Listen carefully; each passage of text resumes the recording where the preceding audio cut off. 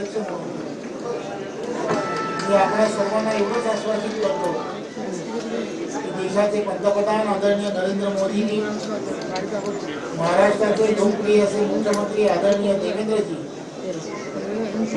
त्याचबरोबर महाराष्ट्र भारतीय जनता पार्टीचे देशाचे आदरणीय चंद्रशेखर बावनकुळे या सर्वांच्या नेतृत्वामध्ये आपण सर्वजण एका राष्ट्रीय प्रवाहामध्ये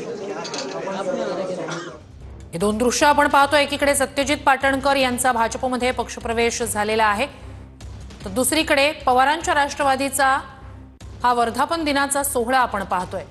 पुण्यात दोन राष्ट्रवादीचे वर्धापन दिन सोहळे पार पडतायत।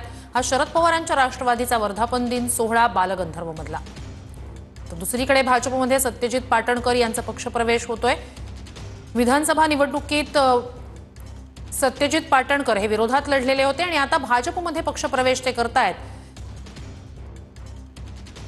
तर यावेळेला उदयनराजे भोसले सुद्धा पक्षप्रवेशावेळी उपस्थित आहेत। एकंदरीतच जिल्ह्यातली ताकद या पक्षप्रवेशानंतर वाढणार अशी एक आशा व्यक्त केली जाते।